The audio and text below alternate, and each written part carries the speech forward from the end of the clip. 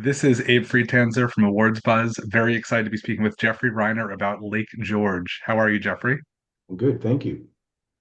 Do you find people come into this film and are surprised it's not about an idyllic, tourist destination and instead a different kind of film?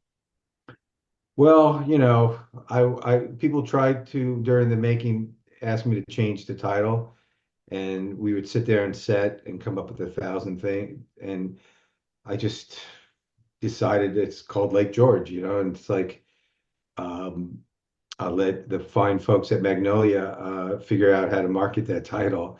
So I think with um, with the poster, and I think they'll know what's going in.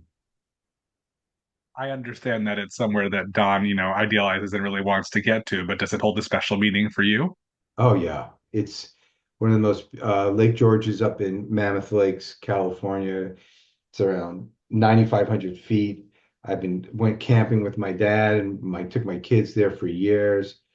Um, it is really to me my kind of temple, so to speak. The Sierra Nevada, the Sierra Nevada are kind of really my spiritual kind of place to go.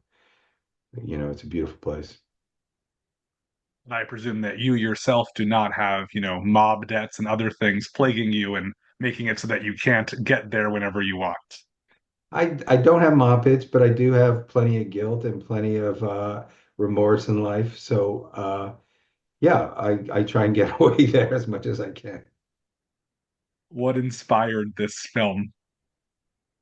Well, really, it's my love of the genre of, I call it hard-boiled noir.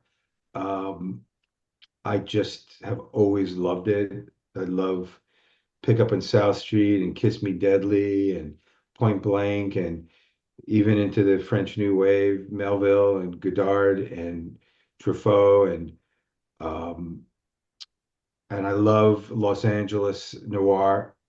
I think it's the greatest city. And also, it's funny because Out of the Past ends up shooting up there as well. The Robert Mitchum movie, it shoots up in Bridgeport, which is not far. And the movie came out of the pandemic when we all had a lot of time to contemplate life, and I kept on thinking, well, what happens? Like, you project like, what happens if something I did even had greater kind of consequences, and if it affected my life, the way it affects Don's. But you also think of a situation, it's like, when I sat down, I didn't realize that I would write such a kind of funny movie because the movie really, when you're with the audience, people, it's really funny. People laugh, but you just sit there and you say, okay, what's the worst situation I can put this guy through, and somehow can he get out of it? So it was a whole combination of all those things and falling in love with the character. I had the chance to see it with an audience at the Tribeca Festival, which was great. It was nice to be able to do that. And I like Shay and Carrie a lot, and I always think Shay, I think probably of something like Gaslit, but also Homecoming. So we got the funny and then the serious. And same thing with Carrie, I think of The Leftovers and The Gilded Age, which is a much lighter performance. Where had you seen them before, and how did you know you wanted them for these parts? Well, the first time I was aware of Shay, I believe, was in Boardwalk Empire. And I just thought that he really was the glue at times that held that show together. I mean, I love Steve Buscemi, I love everybody else, but if you're looking for a character who you can most relate to, it was the father of all those kids, and he was also kind of one of the most ruthless killers in the show. But I just loved him in that. And then I had the good fortune of being able to work with him on Dirty John. He played Eric Bana's father when Shay and I we just hit it off. And so when I sat down to write the screenplay, I thought of him, and then I sent him the screenplay, and he immediately responded to it. Carrie, I'd actually met. I was working on Homeland, and Tracy, she came to visit Tracy, and I just had kind of like and then I'd seen her in the David Fincher movie, which I thought she was really funny in Gone Girl. Like she brought so much humor to that with so little effort. And I just remember from that and from meeting, and I'd seen, I didn't see that much work of hers, to be honest with her, but she was, I just knew that she was a real serious actor, but I knew there was a sparkle in her eyes, that she had this kind of, and it really brought some incredible comic chops, which nobody knows really that she has. So I was very lucky to work with these two actors. Oh, absolutely. They're both great. I also think Boardwalk Empire seems to run the world. This week I've spoken to Jack Houston, Michael Pitt, and Gretchen Mol. And now I'm like, oh, Glenn Fleshler, of course. What is his most memorable role? And to me, it's Remus, saying his name over and over in that show. I think he is such a fantastic choice for this role because you have a very delicate balance between humor and having to be also afraid of him. Yeah, yeah, no, Glenn is pretty spectacular actor, man.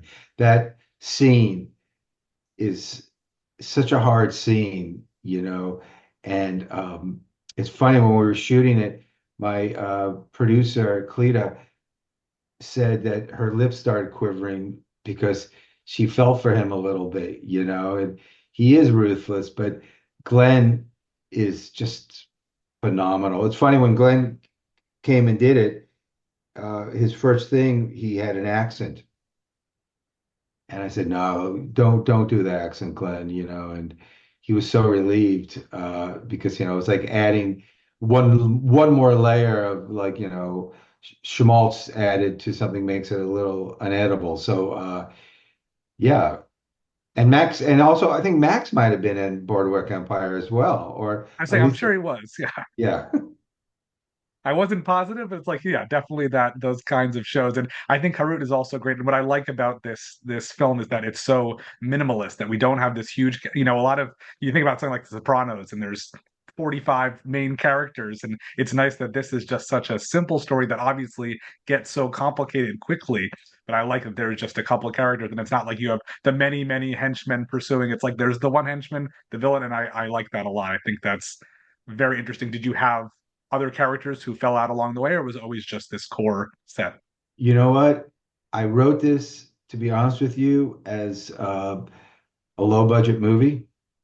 And I like minimalists. I guess, I do love like the Jarmusch movies, the Down by Law and all those films where it's just like four characters and not much. There's a yeah, and I had seen this movie. Oh God, what's his name? Christian. It's a German filmmaker. I gotta research this. He makes these movies with very few characters, minimalist movies, and and I just said, well, let's just make a movie like that, or Aki Kaurismäki, he just makes these like super simple movies about, like four characters.